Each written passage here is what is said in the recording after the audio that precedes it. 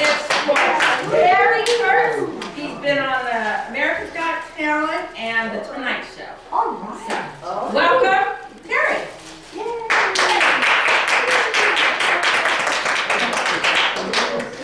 And he's been into it.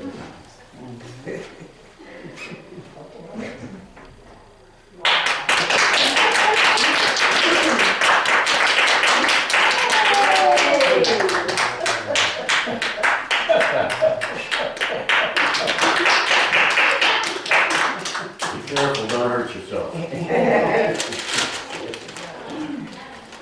Well, good afternoon, good evening, good morning. There we go, now we're cooking. Can everybody see me where you're seated? I want to make sure you can't miss me in my jacket. Like the jacket, I bought this in 1981 for $21. What a deal. Now I wear it and people tell me I look like a baked potato with shoes. Is that wrong? Yes, bro. Oh, well, welcome to my show. My name is Perry Kurtz. I'm going to be your entertainment for a little while. As I said, my name is Perry Kurtz. That's Perry as in Perry Como, Perry Mason, Perry Winkle. Now there is a very famous rock and roll singer by the name of Katy Perry. You heard of her? Yes. Okay, she's a woman. I'm a man. Don't make me prove that. I proved it last week. She looked down and said, "Oh, you're Jewish." Oh, boy. Thanks for working out. That's as dirty as I'm getting. Yeah. Well, I like to keep it clean, but I want to get you thinking a little bit. Because comedy is about laughter, but it's also about thought. Because if you don't think about it, you don't get the joke. And I am a comedian. This is all I have done since 1974. I've never had a day job. And about 15 years ago, I gave up on the comedy clubs, and I said, you know, there's a group of people that are not coming out to the comedy clubs because they live at the Village. Yeah. So I figured I would come out here and see you guys and see how you're doing. So real quick, I wanted to know that my show is a little bit different. I'm not just going to talk to you. I'm not just going to be dropping jokes on you.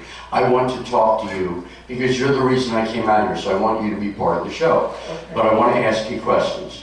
But I don't want you to have to applaud or even raise your hand or take the hands off your food because you're eating right now. Go ahead and eat, it's all right. Just make sure you chew it really well before you swallow. We don't want anybody choking during the show. I've had that happen, that's really scary. So I'm going to ask you questions. If your answer is yes to any of these questions, I want you to make it sound very popular in the Deep South. If your answer is yes, I want you to go, "Ee-haw!" All right, see, the women like it because women just like to make noises. So, on the count of three, everybody go "ee-haw" as hard and as long as you can. Ready? 1, 2, 3. Everybody go "ee-haw." Ee-haw! All right, remember, that's what you do if your answer is yes. Okay, first question. How many people have seen me before? Okay, you go "ee-haw." I want you to "ee-haw." And how many have never seen me before?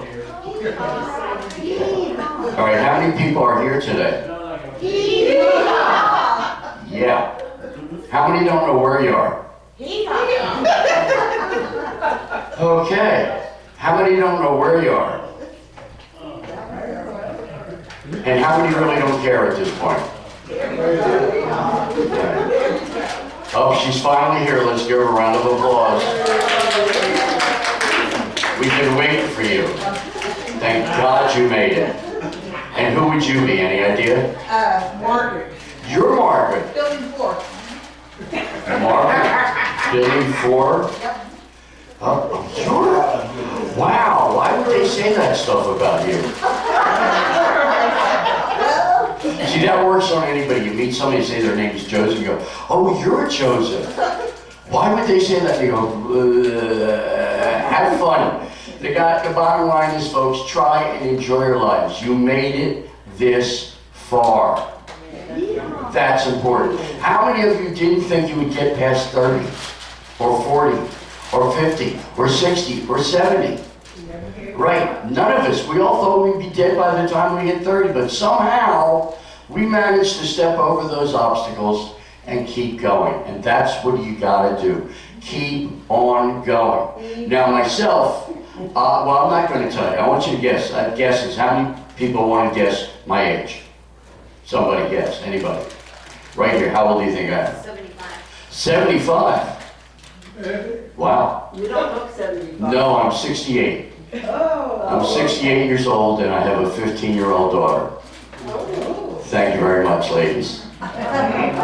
It's so weird whenever I say that. Women always do this. They go, oh, or the eyebrows go up to the hairline. They go, oh. Yeah, see what happened? I grew up in Philadelphia. Has anybody ever heard of Philadelphia? Yeah. Very old city. Philadelphia was one of the first cities, but they like to think of themselves as extremely modern, very progressive, very forward-thinking. Yet all these years, they still have not fixed the Liberty Bell. You can't put some glue, some tape over that thing. Society, we can put a man on the moon, but they can't fix the Liberty Bell from the 1700s.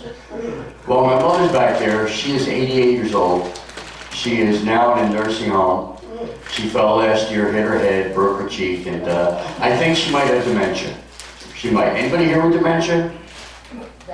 You don't remember? I know I have it. You ever go walk in a room and say, all right, I gotta take care of this. You go in there and you go, what am I doing in here for?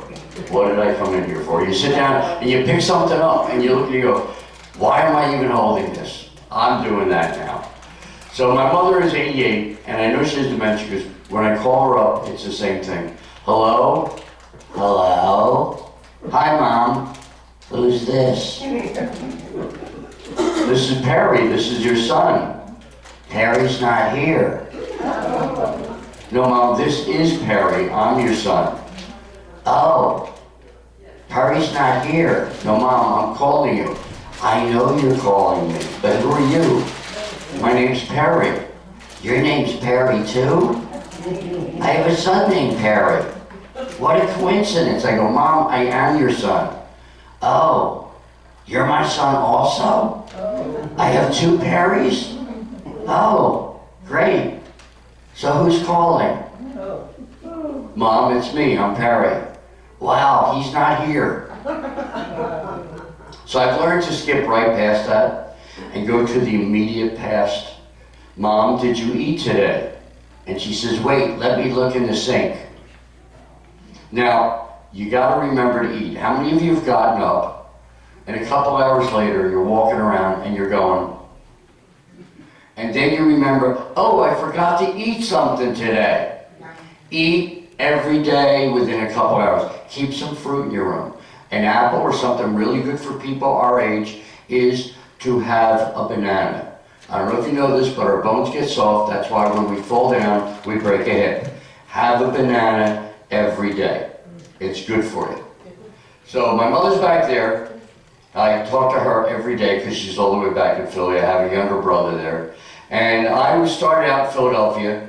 I went to art school there, and then in 1974, I had an experience which told me I needed to change my life. See, I grew up in Philadelphia.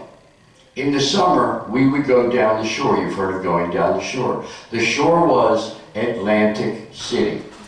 Now, back in the 60s, before they brought in the casinos, it was just a beach town. You went down there to hang out. And there was a song, Under the Boardwalk. That was my generation. I got arrested 3 times under the boardwalk, doing things that I shouldn't have been doing.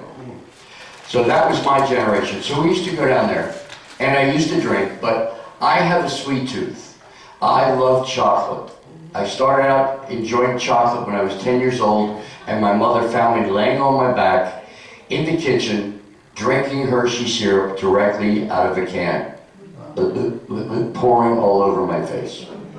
And I love chocolate for the rest of my life. Well, I got a little bit older. When I hit 45, I found out that I had diabetes. Anybody here with diabetes? All right, you got it under control? Not yet? All right, stick to the medication. I take metformin every day. I've now got my sugar levels down low enough that once in a while, I can have chocolate every night. But I have dark chocolate, right? Dark chocolate is actually good for you because it has antioxidants, which gets all the poisons out of your body. It's also good for an upset stomach. It's good for stress and diarrhea, and it helps you sleep. So dark chocolate is good. So I go to bed with a big chunk of dark chocolate in my mouth, and I sleep like a baby, whining and crying the whole time. So I got it under control. So I grew up in Philadelphia, and I was down the shore, and I was drinking double shots of Southern Comfort, chased with a Coke, no ice. Now, a couple of you made noises. You know, Southern Comfort is strong. This is almost straight sugar. This is the stuff that killed Janis Joplin, and she was almost a man. So I'm drinking double shots. This big cowboy trucker comes in with a big cowboy hat, sits down next to me and goes, "Wow, look at you, little man, drinking all that. You think you can drink some more, little man?" And I said, "If you're buying," he bought me 6 more double shots of Southern Comfort. That's 3/4 of a bottle. Now, I'm a little guy. I'm a little under 6 feet tall. I'll tell you when it's a joke. But being a short guy, I have what's called the Napoleonic complex.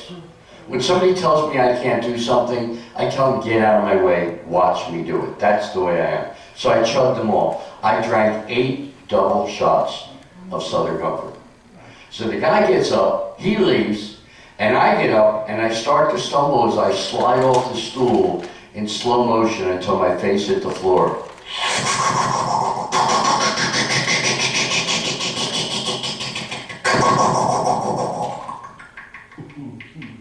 I'm laying there with my face on the cold floor saying to myself, "Well, I'm really drunk. It should be easy to meet a woman now." Why do guys think they're sexy? Because they can mumble and drool at the same time. "Hey, how you doing? Hey, come here. Hi. Hey, come back." So I walk across the street. I did 2 things that the drunks do. I started to stumble. I hit one knee, hit the other knee, bounced up, and watched myself do it in slow motion. Whoa. Then I did the stumble against the invisible wall. You ever see drunks when they start to fall? Looks like this.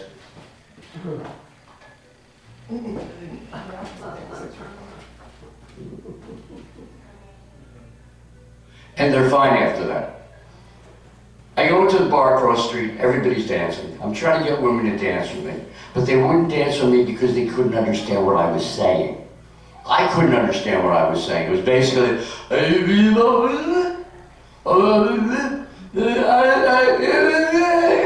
well, nobody would talk to me. I got depressed. I wound up in the corner talking to a little girl who had one of those big beehive haircuts. Remember those back in the 70s? They were like up to here. I'm talking to her, and she's just staring at me.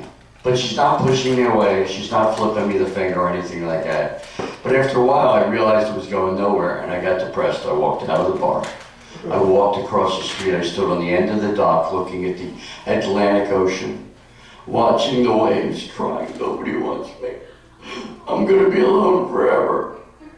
I can't take this." And I stepped off the dock. What I didn't see, sticking out 6 feet down, was another dock. I landed on it, smashed my head on a metal pipe, woke up in jail.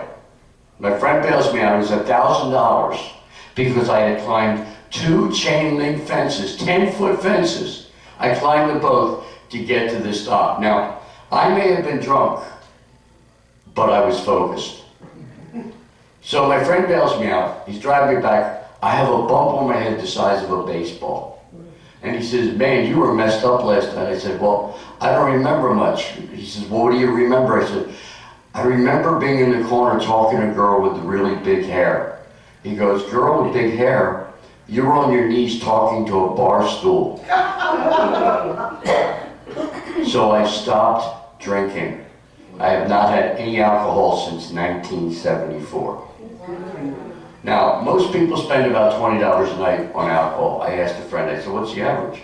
And I said, "I haven't drank in 45 years. He says, "You've saved $350,000. I'm thinking, I should be living better than I am. So I started doing comedy in Philadelphia. Started working out there. got to work with a couple comics, took a comedy class, and then in 1979, I said, I'm going to where comedy is happening. So I moved to San Francisco. When I got there, the first person I became friends with was a guy you may have heard of, a guy called Robin Williams. Him and I became best friends. We did hundreds of hours of improv together. Improv is where you just go. You don't know what you're saying. You start here, you get to the end, you make it up in the middle. And I found to be very comfortable with that. In 1981, I met Bill Cosby. And he was coming to town once a month and he liked me. I was having dinner with him every month. He paid for, we were having like $65, $70 meals. And he was a little bit bossy. I admit that. He wasn't the friendliest person in the world. He didn't really like anybody unless you were in the business. And by having dinner with him, I met Rodney Dangerfield in 1983. He became my new best friend. He used to fly me to New York 3 times a year to work at his club, and he would tell me, don't bring any cash. He paid for everything. Then in 85, I met my uncle, Uncle Milty, Milton Berle. Remember Milty? Coolest guy. You would never know. This guy was 30 years older than me. He was hip as you could be. And he was flying me down to Los Angeles about 2 times a year to work at the Friars Club. In 1989, he flew me down, worked at the Friars Club, and I got on stage. They let me do, I think it was like 11 minutes instead of 5. In clubs, they limit how much time you can do. Well, they let me up there for 11 minutes, and it was great. I get off the stage, waiting beside the stage is Johnny Carson, Joey Bishop, Shecky Green, and Phyllis Diller. Johnny walks in and goes, hey kid, I saw you, very funny. You got a good future, you're actually likable. Joey Bishop goes, hey, you're pretty funny. Shecky Green, who's like 6'5", looks down and goes, you're really tiny. Phyllis Diller gives me a hug and kisses me around the. She goes, oh darling, you're great. I get a tap on the shoulder, I turn around, it's a little bald fat guy. He takes my hand and goes, hey kid, I saw your show, nice try. Don Rickles. Carson walks up and he says, if Don Rickles insulted you, you have a future. So while I was there, while I was at the Friars Club, Milton called the Comedy Store and got me an audition. So I got to work doing an audition at the Comedy Store. And I got up and I did great and they said, you're a paid regular. So I was now working at the Comedy Store. So I moved to Los Angeles from San Francisco. When I got down here, I was working out at the Comedy Store, working with Richard Pryor, Milton Berle was coming down, David Letterman was working out there, Andrew Dice Clay wasn't even Andrew Dice Clay. And it was just like a family of comedians. It was a great place. 450 people in the room. That's your crowd. You could not ask for better. And then, in I think it was 2000, I was on my computer and I met a woman. Back in those days, they had computer dating, but they didn't have pictures. They didn't even have colored letters. It was so slow that when you would type a word, you had to watch it build itself in front of you. Dot by dot. So I typed my name, I typed Perry, and it went doo, doo, doo, doo, doo, doo, doo, doo, doo. That was just a P alone.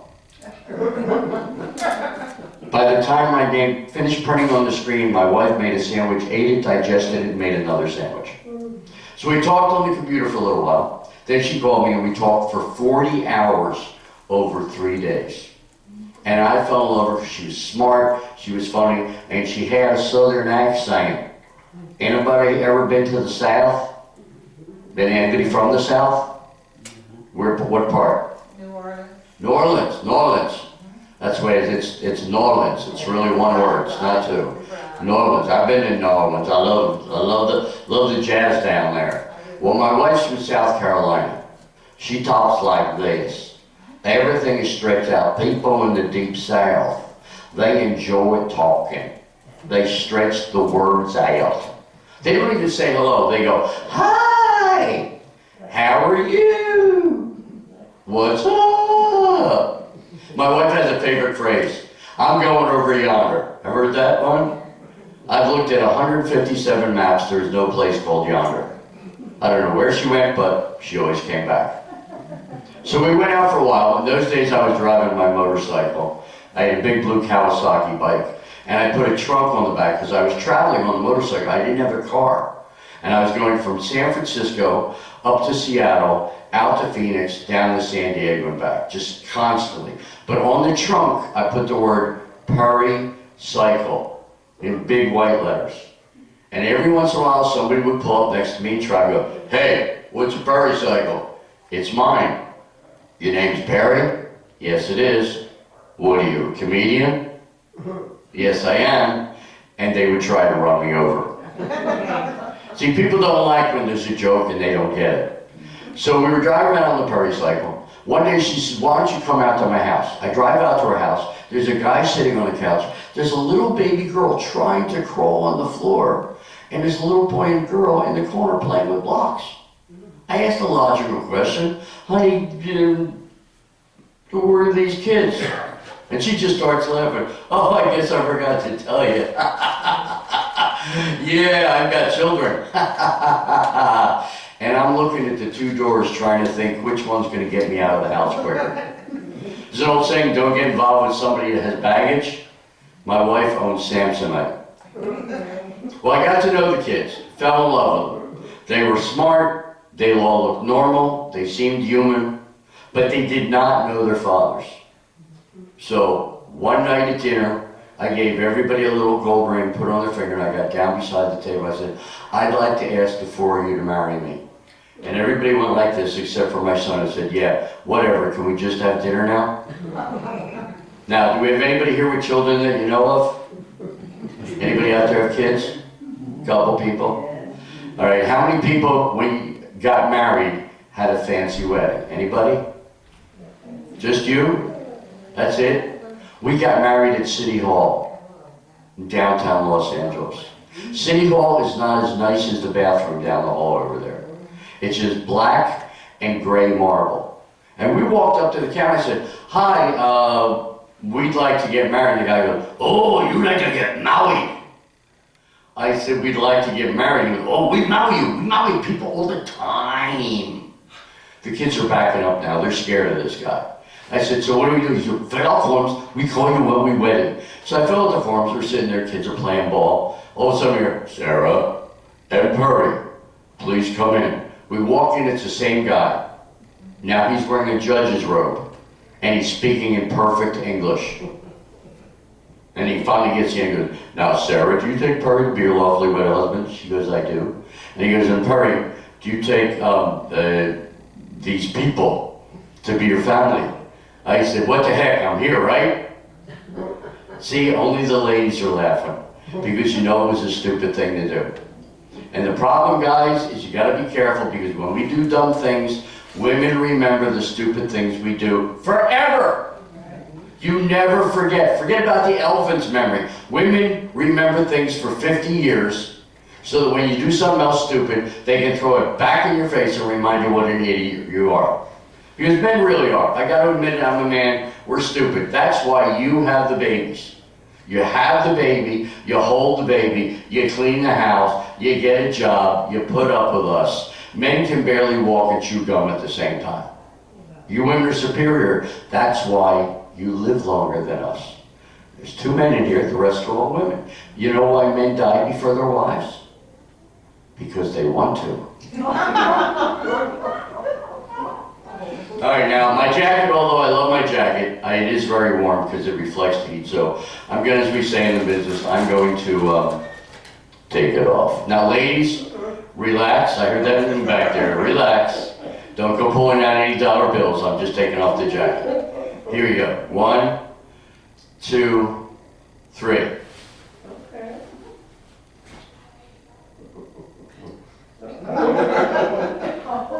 That's more than enough. Some of you may have eaten earlier. I don't want to upset your stomach.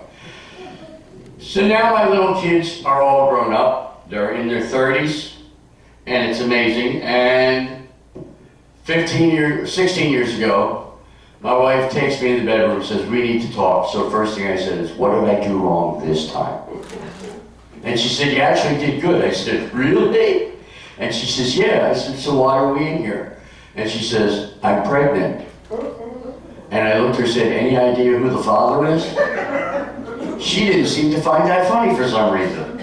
And she says, you're the father, get used to it and grow into it. And she walked out. And I just sat down on the bed and I'm sitting there thinking, grow into it. What does that mean? And I watched my wife grow into it. I watched her grow and grow and grow and grow. She was so round that if you pushed her sideways, she would roll back to a standing position. She gained 143 pounds. Yeah, they were worried her heart was going to give out because she gained so much weight. And then 5 weeks before the baby was due, she had horrible pains. The vein in her head was popping out. Took her to the hospital in downtown Los Angeles, Good Samaritan. And the doctor said, Mr. Kurtz, we've got 20 minutes to get the baby out of your wife or she's going to die. And I looked at him and said, can you give me 30 minutes to think about that? He looks at me and goes, what are you, a comedian? Well, yes, I am. So I'm sitting out there and I'm freaking out. The other kids are sitting there all waiting. All of a sudden he says, Mr. Kurtz, please come in. I walk in the operating room. They got her on the table. They have her legs attached to ropes. The doctor is in between her legs with both hands inside of her stomach, lifting things out and dropping them back in like he lost a watch in a drawer. Just, nope, that's not it. That's not it. Meanwhile, he's talking to the nurses about renting cars to go to Las Vegas. No, take my wallet out. Use Enterprise. There's a card in there. Use my discount. I said, excuse me, do you have any idea what you're doing? Best answer ever. This isn't my first rodeo. So I said, how many times have you done this? He goes, 3 or 4. I went, what? He goes, 3 or 4,000. Gotcha, Mr. Comedian. Takes the baby out, hands her to me, and I'm looking at this little, tiny creature. And he goes, she looks just like you, her ears stick out. I went, oh great, terrific. And I started to cry. Now those of you that have children, I want you to think back to the first time you looked into the eyes of your first child. It's the most beautiful thing in the world. It's more beautiful than all the sunsets, all the sunrises, all the roses. It's more beautiful than $1 million in cash. All right, it's close on that one. We're right in the same neighborhood. And I started crying, oh my God, I've actually reproduced. This is the end of the world. We took her home. She was so beautiful, we named her Bella. And she was my life, and still is. And I remember about 3 weeks after we got home, she was in the bassinet. And I get up to go to the bathroom, I come back and I hear, "Rrr." And I jumped. I thought the devil was in the house. Kept on walking, then I hear it again. Rrr. Now I'm sure Satan is in the living room waiting for me. I climb the bed and I wake up my wife and I said, what was that? All of a sudden I hear,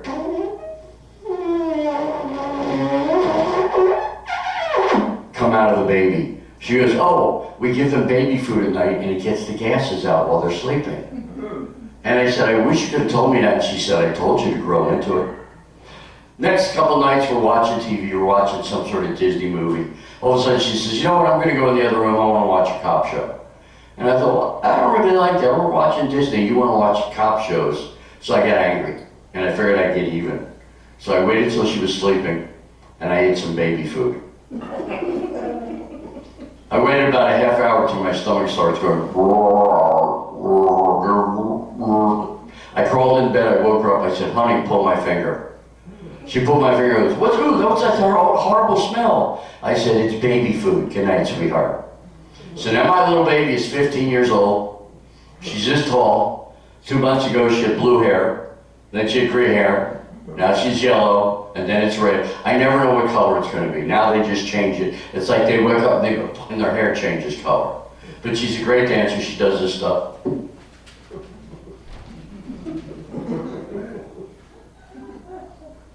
And she's in 10th grade, she's in high school, and she's a 15-year-old child. Anybody here ever have a 15-year-old, 14, 15-year-old girl, any of you? You remember what it was like? Remember what they were like? I looked up 14-year-old girl in the dictionary, and it says 2 words, you're screwed. But I love her when she's cool, she's great. So she is my life. I had to drive her down to Buena Park to get here from Sylmar. So it was a long ride, so she's great. But I'm just amazed that I'm still alive. I got my life under control. I'm doing some things tonight. I'm taping a show that I'm trying to sell to Netflix. They actually want to see it. And I'm in a commercial for Booking.com. I don't know if you've seen it. It shows people looking at their phones and staring up at the sky and they're saying, book your own trip. And then in the middle, you'll see me dancing and spinning around. That's been on since January. Thank God, because it's paying my bills. So I'm just happy to be alive. But the bottom line is, you should be happy. You made it. And one of the things you can do is celebrate your years. Whatever amount of years you have on this earth, be happy and celebrate. Celebrate your birthday. Do we have anybody who's got a birthday this year? One person in this whole room has a birthday. All right, sir, what's your name? Spears. Spears? Mm-hmm. Wow. Okay, that's different. Is that your last name or first name? Last. All right, okay. So do we just call you Spears? Yes. Okay, well, Spears, when is your actual birthday? November 27th. Oh, so it's coming up. That's like Thanksgiving. Well, it was originally on Thanksgiving. Wow. It changes. They changed it just to mess with you? We're going to ruin his birthday. And where are you from originally? Born in Birmingham, Alabama. Oh, Alabama. I've been down there. People are friendly. They got a lot of blondes in Alabama. I don't know why. I think it's so close to the sun. They're very friendly. I was in Birmingham. I played there a couple times at Comedy Zone. And now, on your birthday, on the 27th, how old will you be? 76. 76. That's great. You know what's amazing? Not the fact that you're 76, the fact that he remembers how old he is. And he didn't have to sit there and go, you knew it. That means your brain's still working. That's a good sign. You have to keep your brain active. If your brain functions well, your body will function well, and you will stay healthier. These people that lay in their rooms and just stare at the TV all day, they get old quickly, and things start to back up and break. Keep your brain active. One of the things you can do to keep your brain active is talk to people. You see something, just say, how are you? Ask him questions. Respond. When you do that, your brain goes, oh, okay, wait, oh, I'm over here, wait, I'm over here, I'm there. It keeps it going. And also, be physically active. Get out, get some sun. We all have vitamin D deficiencies. Get some sunlight. Now, here you got a swimming pool. Anybody swim? Just two of you? That's it. You all got to get in the pool. Swim. Just even if you're just wading in the water, even if you're just walking through the water, it's good for your heart because there's resistance and it keeps the muscles tight. So get some exercise. Well, happy birthday to you, Spears. And any idea who this woman is sitting next to you? His really best friend in the whole wide world. Best friend in the whole wide world. Oh, that's nice. So your wife couldn't make it?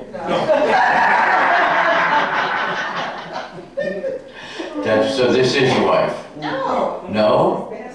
So the wife could make it? All right. And what's your name, dear? Leilani. Leilani. Are you from Hawaii? No, I'm here from New Orleans. New Orleans. All right. And how long have you known this big lug? I don't know, I've known him and his wife since we moved here. Yeah. Wow. He seems cool. Yeah, they're my friends. They're my Yeah, he seems like he's got a really good sense of humor. Like he's a good guy. I know he looks like he's trying to be bad, but he's not. He's a good guy. Yeah. Well, congratulations to you, sir. Do we have anybody else got a birthday coming up next month or two before the end of the year? You, sir, what's your name? Nick, Nick, and where are you from? I'm from New Jersey. New Jersey. What part of New Jersey? North. Newark, New Jersey. That's up north. That's just south of New York. That's right up there on the very tip. That's great. And when did you get out here to California? Oh, about 1962. 1962. I was 11 years old. You look a lot different now. And when's your birthday? 21st. The 21st. All right. And how old will you be? 88. 88. Wow. And you see how quickly he threw that out? There was no question. 88. I studied. You studied. What do you look at your driver's license there? How old am I now? Okay, great. What did you used to do when you used to work? Well, when I used to work, I used to fix TV for Sears and RCA. Oh, so you work with electronics. But the last 25 years, I've been a pastor in Calvary Chapel. Oh, all right, that's great. So before you were making people see, and now you make people see God. Well, good. So I think it worked out really well for you. It did. And fixing TVs, that takes a lot of attention to detail. There's a million parts. And remember the old days when they had tubes? That's when I worked. Yeah, I was going to say, back then you had tubes in your TV. Not anymore. Now there's a million parts and they all look exactly alike. You know why they do that? So you can't fix it. You have to pay somebody to do it. And were you married? Yes, How long were you married? 62 years. 62 years. That's amazing. My wife was, yeah. That's the wife over here. And you got a little buffer in the middle, the daughter. That's good. Keep you guys apart. That's great. That's good. The little wall in the middle. That's great. And where did you meet this lovely woman? In New Jersey. In New Jersey. And what were you guys doing when you ran into each other at the time? Well, I had just been discharged from the Air Force. Right. Just a little while. And she worked for Westinghouse, I think, at that time, or RCA. Wow. So you got out, you were fixing TVs since you worked for the company that made the TVs. Wow. Do you get any discounts on TVs now? Never. No, never. That's the way those companies are. Well, you don't work here. Goodbye. Yeah. That's great. Anybody else ever got any dates special? Anybody got an anniversary? Anybody getting married? Anybody pregnant? It's like I called my mother up last week and she's got a great sense of humor. And once we get past the first 5 minutes, she's funny. I said, so Mom, are you pregnant? And she goes, I'm going to have to wait a month or two to find out. My mom's a little tiny when she's about this tall. She's got red hair and big cheeks. And all her life people told her she looked like Debbie Reynolds. And when Debbie Reynolds died, she calls me up. She goes, "Pa, Debbie Reynolds is dead. Now who do I look like?" I said, "Burt Reynolds." She goes, "He's good enough for me. Send him over." So she still got her spunk. Well, I think it's great. You guys are a good lively audience here. You know, you guys have been a little quiet over here, but that's all right. Are you okay in the corner there? Yeah, you. All right, just want to make sure. It's just you and that wall and the empty chair in back of you. And you right up front, how are you doing? I'm doing great. Good. What's your name, dear? Irma. Irma, where are you from? Salerno, Italy. Italy! You're Italian. Here's an old Italian joke. What's this? That's a dead Italian. If he was alive, he'd go like this. See, now I'm Jewish, but I'm a bad Jew.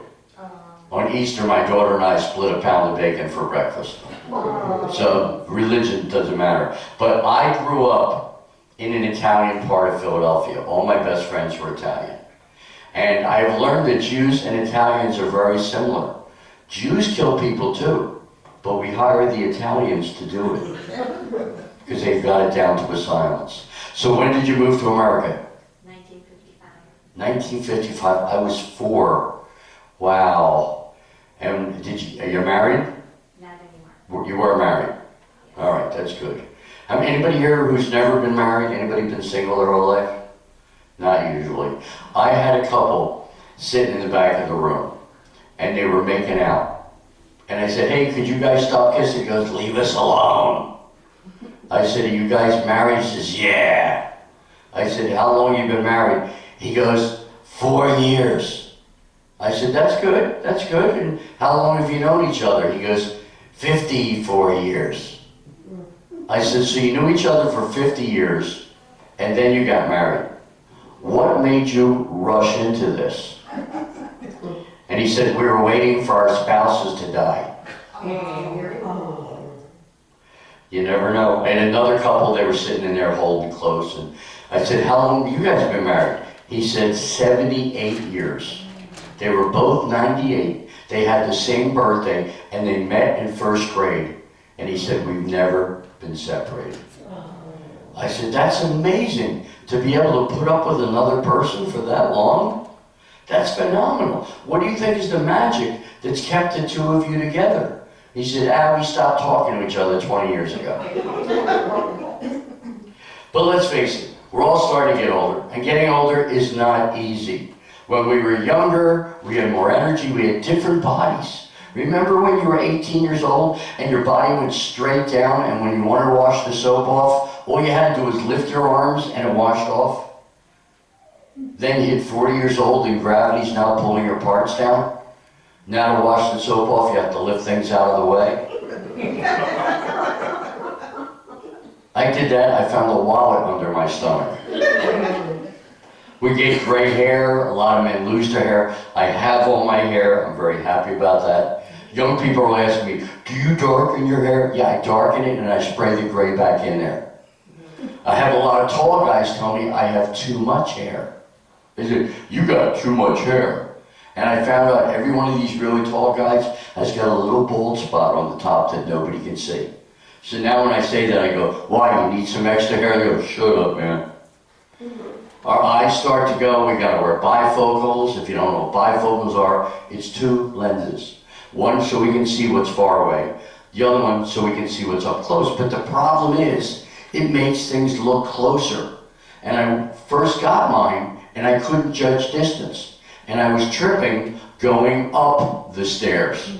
Now, it's one thing when you come down and you trip, but when you're going up the stairs and you're going.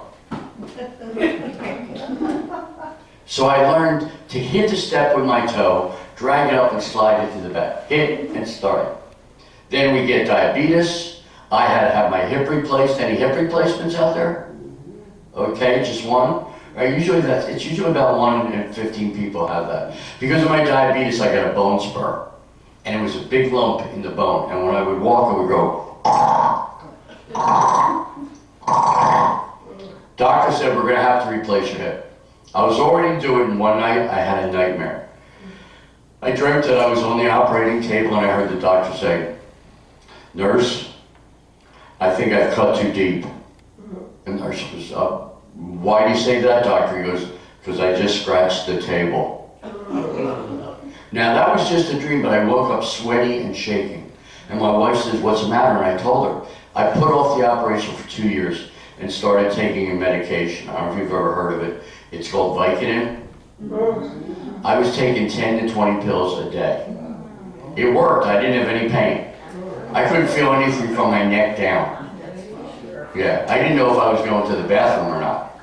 I remember one time I was leaving the Improv and I was saying goodbye to Bud Freeman, the owner. He said, hey Bud, thanks for having me on the show, but I gotta go. He goes, you already did. And then about 5 years after the operation, something snapped inside of me. Now I have to wear extra clothing. I have to wear plastic pants. And I'm not ashamed of it. To me, it's a relief. It's a safety factor because it doesn't matter what I'm doing. If I have to go, I can, wait a minute.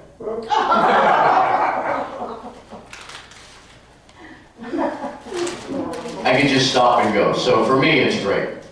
But like I say, stay active, keep moving, and sing when you can. Anybody like to whistle? Nobody? Does anybody whistle here? Do you guys ever dance? You should dance. I can tell Spears is a dancer. I can tell you got the moves. You and James Brown. Difference is you're still alive.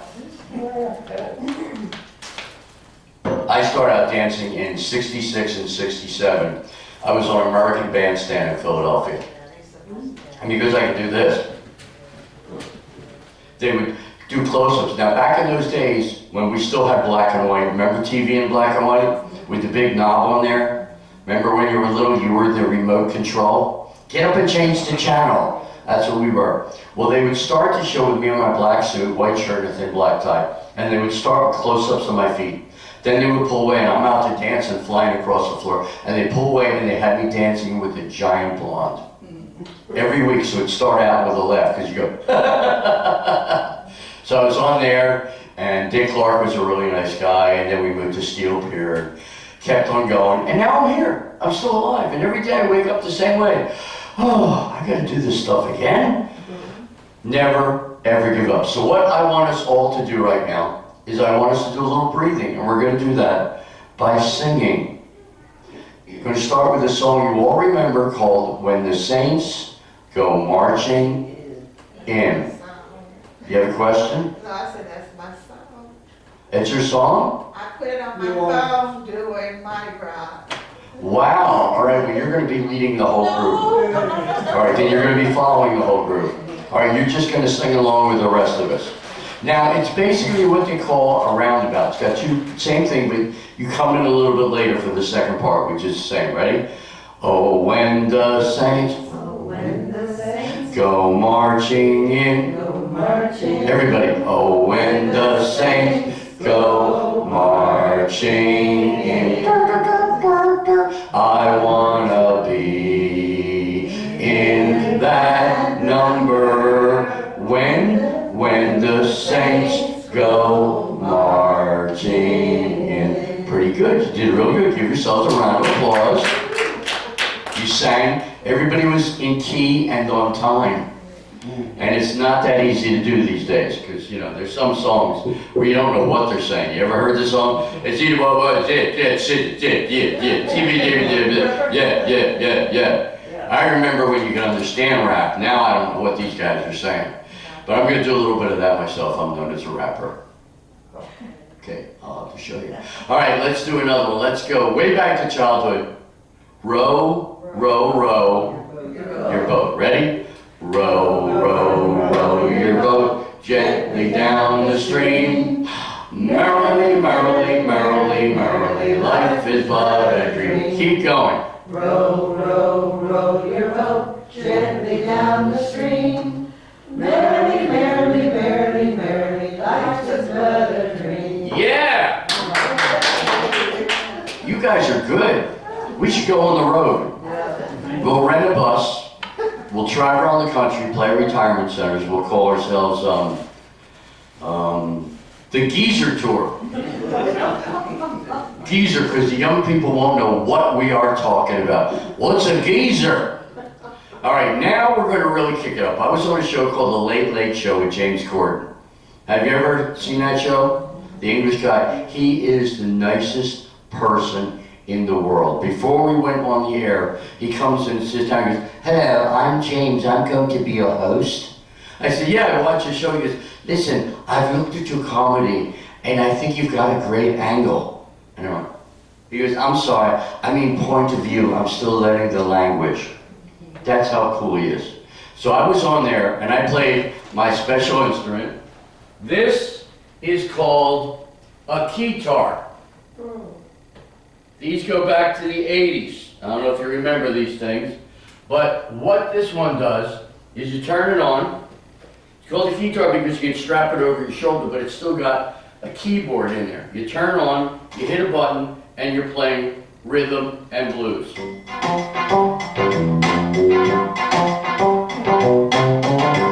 It doesn't even need you.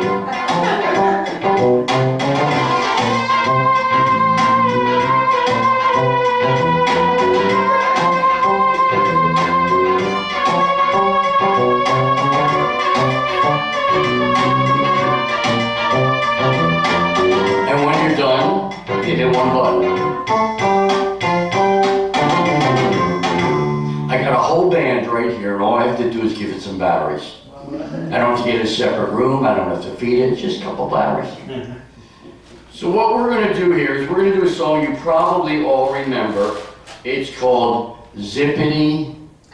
Very good.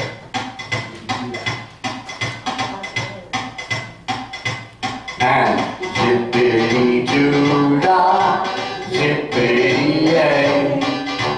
My, oh my, what a wonderful day. Plenty of sunshine, look at this coming my way. Zippity-doo-dah, zippity-yay. Mr. Bluebird on my shoulder. It's the truth, it's actual, everything is satisfactual. Zippity-doo-dah, zippity-yay. A wonderful feeling, wonderful day.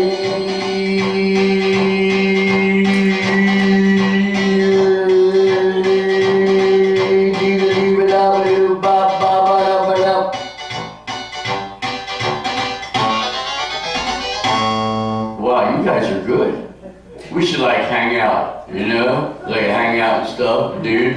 You know what I'm talking about, dude? Bro. Let's say I would call each other kids, he said, what's up, bro? Or now they're thinking, what's up, bro? They're too lazy to say bro, so they say bro. My daughter once in a while will go, dude, I'm your father, I'm not a dude. No, Dad, knowing you, you're a dude. So what we're going to do now, we're going to do a song that goes way, way back. You may remember this. This is called Louie Louie. Now, if you're familiar with the song, you know that nobody knows the actual lyrics. Because when they recorded it, they were drunk. They actually admitted that on national TV about 10 years ago. We were so drunk, we don't know what we were saying. If you think of the song, it's basically, Berger, Brett, and Damn Mama, did it both. But the part you sing is, Louie Louie. Oh, baby, we gotta go now. I said, Louie Louie. Oh, baby, we gotta go now. Here we go.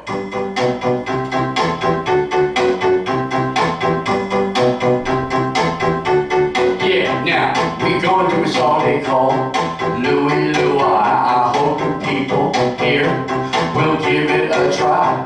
I'm trying to do this stuff and give you the clears. And back there we got a man who calls himself Spears. He's sitting there and he's moving his head.